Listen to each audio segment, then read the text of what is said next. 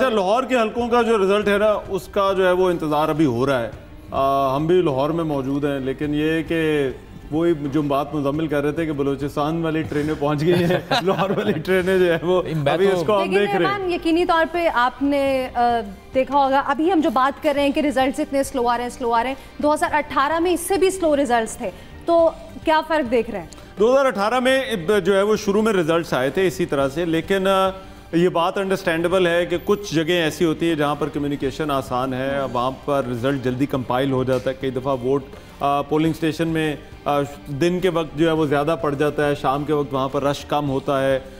ये polling station पे भी बड़ा इसका इन्हिसार होता है, तो वहाँ से रिज़ल्ट जो है वो पोलिंग ऑफिसर जो होते हैं वो जल्दी कंपाइल करके वो भिजवा देते हैं। ये आप नोटिस करेंगे ज़्यादा कंपैरिजन आप 18 से ही कर रहे हैं, 13 से अब नहीं कर सकते। वो कंपैरिजन में हम करते हैं। अभी मोहम्मद इलियास साहब ने मैं ज्वाइन किया, 13 में तो मियां साहब ने इतनी जल्दी तकरीर कर दी थी, कंपैरिजन का मौका नहीं मिला था। यही बात है। जी इलियास, आपको आवाज़ आ रही है? जी आवाज आ रही है। इलियास, कोई हाल अहवाल सुनाए लाहौर का। ये शरीफ फैमिली के 4 लोग यहाँ से इलेक्शन लड़ रहे हैं और सुन रहे हैं कि बड़ा क्लोज मुकाबले हैं, लेकिन नताइज का अभी हम इंतज़ार कर रहे हैं। तो क्या हो रहा है लाहौर में, कब तक जो है वो नताइज जो है वो आ जाएंगे?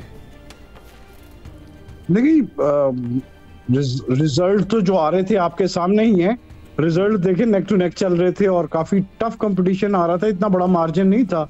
अगरचे चंद 100 रिजल्ट आए थे अभी, तो मार्जिन कम ही नजर आ रहा था, तो कंपटीशन नेक टू नेक चल रहा था और आगे चलते चलते एकदम आरओज़ की जानब से जो रिजल्ट देना वो रोक दिया गया है।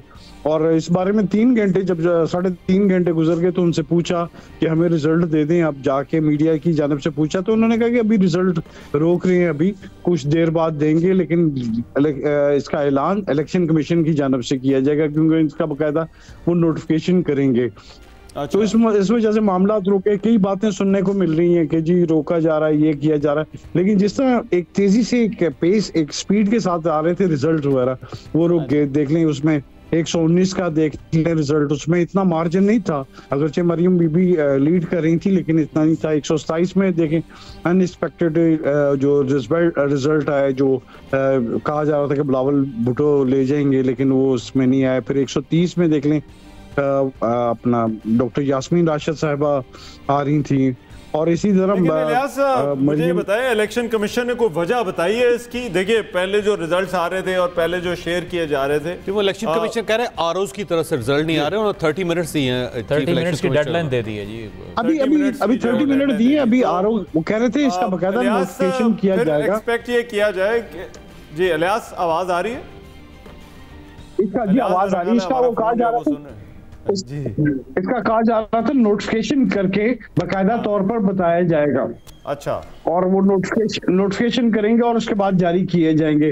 लेकिन जो रिजल्ट यही आया, वजह यही बताया जा रहा है कि फॉर्म 45 जब तक नहीं पूरे मुकम्मल दिए जाएंगे उस वक्त तक रिजल्ट का ऐलान नहीं किया जाएगा। और इस सिलसिले में जो इलेक्शन कमीशन की जानब से एक डिस्प्ले बोर्ड भी लगाया है, वो बोर्ड गुज़िश्ता 7-8 घंटे से खाली पड़ा हुआ है, उस पर कोई रिजल्ट का नहीं डिस्प्ले किया गया, ना कोई बताया जा रहा है। तो यही वजह है कि वो कह रहे हैं कि जब तक आरओ ना दिया जाए, लेकिन अब यही कहा गया, सीएस की जानब से कहा गया कि आरओ आधे घंटे में सारे रिजल्ट्स वगैरह दे दें, वरना उनके खिलाफ एक्शन होगा कि क्यों रोके जा रहे हैं। लाहौर में थोड़ा सा फासला है, जिला कचहरी के पास ही थोड़ी से इलाके हैं जहाँ ये देना 1, 1.5, 2, 4 किलोमीटर के फासले पर ये जाके रिजल्ट देने।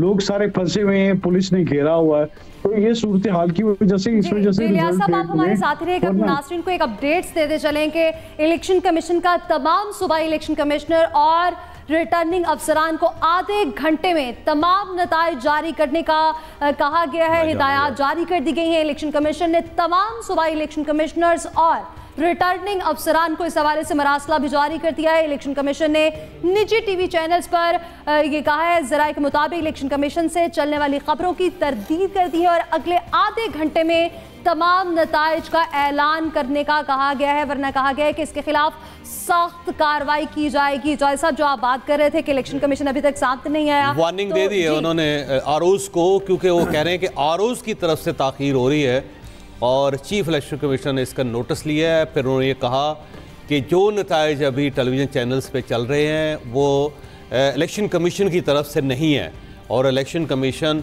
खुद रिजल्ट जारी करेगा और सारे आरओज को उनको कहा है कि 30 मिनट के अंदर अगर उन्हें रिजल्ट्स ना दिए तो उनके खिलाफ तादीबी कार्रवाई की जाएगी। साहब ये वैसा है नोटिस जैसे लेते हैं जी, नोटिस ये वैसे एक्चुअल है कि बस आधे घंटे में रिजल्ट नहीं, आधे घंटे है कि आधे घंटे में रिजल्ट जो है वो दें। उन्होंने ये क्योंकि अपनी तरफ से नोटिस जारी किया है कि अगर आधे घंटे में रिजल्ट्स नहीं देंगे तो उनके खिलाफ कार्रवाई की जाएगी। वो तो नहीं है कि 90 दिन में करप्शन खत्म कर देंगे, वही डेडलाइन नहीं, मेरा ख्याल है खासा गंभीर होगी सूरत हाल, क्योंकि अगर इलेक्शन कमीशन के बोर्ड के ऊपर कोई रिजल्ट नहीं लगा हुआ तो फिर ये वाकई एक क्राइसिस है। ये जो साहब इलेक्शन कमीशन की तरफ से ऐलान किया गया था कि 2 बजे तक, रात 2 बजे तक तमाम रिटर्निंग अफसरान जो हैं वो रिजल्ट देने के पाबंद होंगे। नहीं, हालांकि साहब ये जब हम ये कहते हैं कि आधे घंटे में तमाम नताइज जारी कर देंगे तो क्या ये बाकायदा तौर पर जो नोटिफाई कर दिए जाएंगे या फिर ये रिजल्ट जो है वो इलेक्शन कमीशन पहुंचेंगे और इलेक्शन कमीशन वहां से जो है वो जारी करेंगे?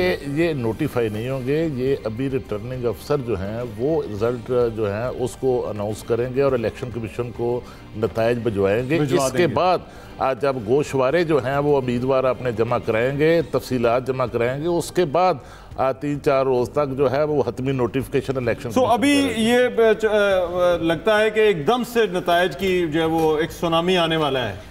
अभी मेरा ख्याल है घंटे बाद ही आएगा। इस वक्त तो जो इलेक्शन कमीशन एक्टिव हुआ है तो उसके साथ ही रिजल्ट्स रुक गए हैं। आप देखेंगे किसी तरफ से कोई रिजल्ट नहीं आ रहा, क्योंकि ये भी एक तजर्बा है कि जब इलेक्शन कमीशन इस टाइप का नोटिस लेता है तो उसके बाद टेलीविज़न चैनल्स भी रिजल्ट रोक लेते हैं और साथ ही जो जहाँ से पॉलिटिकल पार्टीज़ को रिजल्ट दे रही होती हैं वो भी रुक जाता है। तो मेरा ख्याल है 1 घंटे का कुछ तातुल होगा, उसके बाद फिर स्पेल आएगा। लेकिन इसमें एक सवाल बड़ा क्रेडिबिलिटी का भी है, क्योंकि इलेक्शन कमीशन के ऊपर एक बड़ी भारी जिम्मेदारी आयद होती है।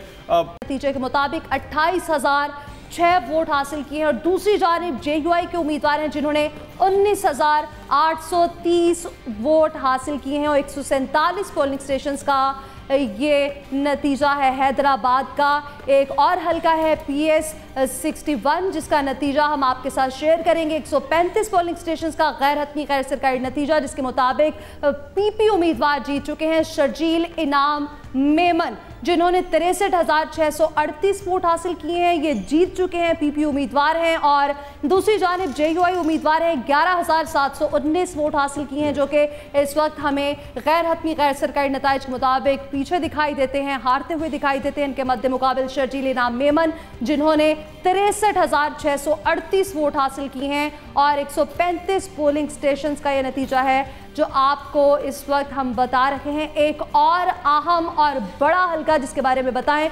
PK 34 बडग्राम का यह हल्का है जहां पर जीते हुए इंडिपेंडेंट उम्मीदवार जिन्होंने 10,512 वोट हासिल किए हैं और जेयूआई उम्मीदवार शाह हुसैन इन्होंने 7,567 वोट हासिल किए हैं। 134 पोलिंग स्टेशंस का यह नतीजा है जो कि गैर हतमी गैर सरकारी नतीजा है। उसमें जीतते हुए हमें इंडिपेंडेंट उम्मीदवार नजर आते हैं। इसी तरह PK 35 एक और हल्का जिसका नतीजा आपके साथ शेयर करेंगे। 144 पोलिंग स्टेशंस का यह नतीजा है जिसमें इंडिपेंडेंट उम्मीदवार 21,000 से जायद वोट लेकर हमें जीतते हुए दिखाई दे रहे हैं और उनके मद्दे मुकाबिल जेयूआई 16,283 वोट लेकर हार चुके हैं। गैर हतमी गैर सरकारी नतीजा है जिसमें PK 35 बडग्राम का यह हल्का है जहां पर 144 पोलिंग स्टेशंस का यह नतीजा सामने आया है और यहाँ पर इंडिपेंडेंट उम्मीदवार इस वक्त हमें जीतते हुए दिखाई दे रहे हैं। एक और हल्का जिसका नतीजा हमें मौसूल हुआ है वो है PP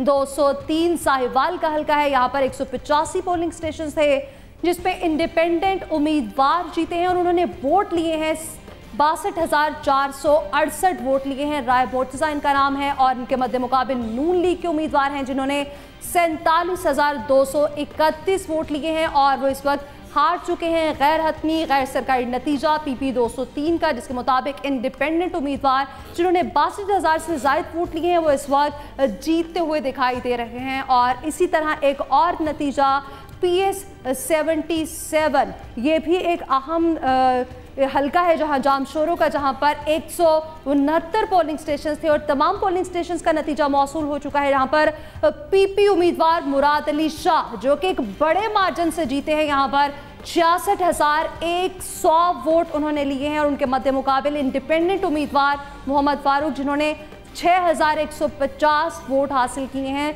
मुराद अली शाह एक बड़े मार्जिन से यहाँ से जीते हैं। गैर हतमी गैर सरकारी नतीजा जहाँ पर 66,100 वोट लिए हैं। उन्होंने पीपी का एक और हल्का है जिसके बारे में हम आपको आगाह करेंगे, और यह है PB 29। यहाँ पर 43 पोलिंग स्टेशन थे और यहाँ पर भी हमें दिख रहा है कि BNP के उम्मीदवार हैं जो कि 7,801 वोट लेके वो उम्मीदवार यहाँ पर कामयाब करार पाए हैं। उनके मध्य मुकाबिल NP उम्मीदवार हैं हाजी मोहम्मद असलम जिन्होंने 4,211 वोट हासिल किए हैं।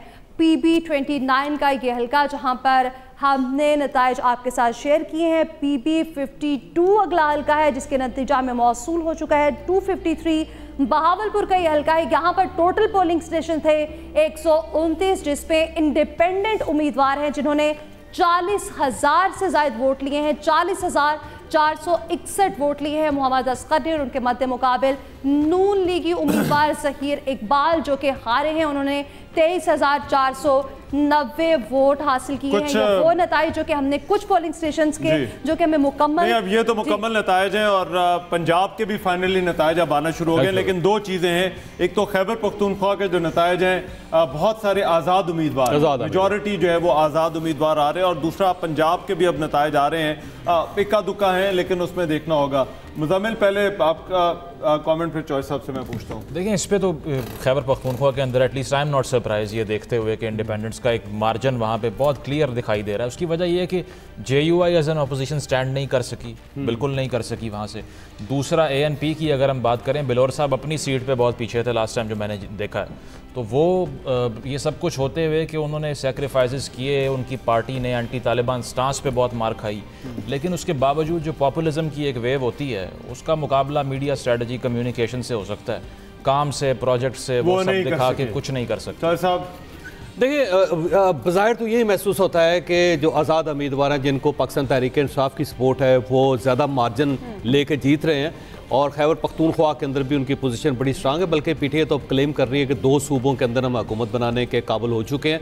मेरा ख्याल ये है कि अगर उनकी सीटें ज़्यादा है तो उनको हुकूमत बनाने का पूरा मौका मिलना चाहिए, क्योंकि अब आवाम की राय आ चुकी है। जब आवाम की राय आ गई है तो फिर तमाम पॉलिटिकल पार्टीज़ को, फिर इसके साथ साथ रियासत को उनकी राय को तस्लीम करना चाहिए, फिर उनका हक है और ये हक उनको मिलना चाहिए। साहब जो अयाज लतीफ़ जो भी हार गए हैं, GDA ऐसा लगता है कि थोड़ा पीछे गई है, सेटबैक हैं। पीपल्स पार्टी, क्या वजह आपको लगती है कि सिंध के अंदर जो उनकी परफॉर्मेंस है इलेक्शन में, ये क्या पीपल्स पार्टी के लिए भी सरप्राइजिंग होगा? देखिए मैं आपको बताऊं कि एक तो पीपल्स पार्टी ने सिंध के अंदर अपना वोट बैंक जो है उसको इंटैक्ट रखा है, और जो मार्जिन अब तक इलेक्शन के आ रहे हैं रिजल्ट के, उनमें सबसे ज़्यादा जो बड़े मार्जिन हैं वो आपको सिंध के अंदर नजर आएंगे।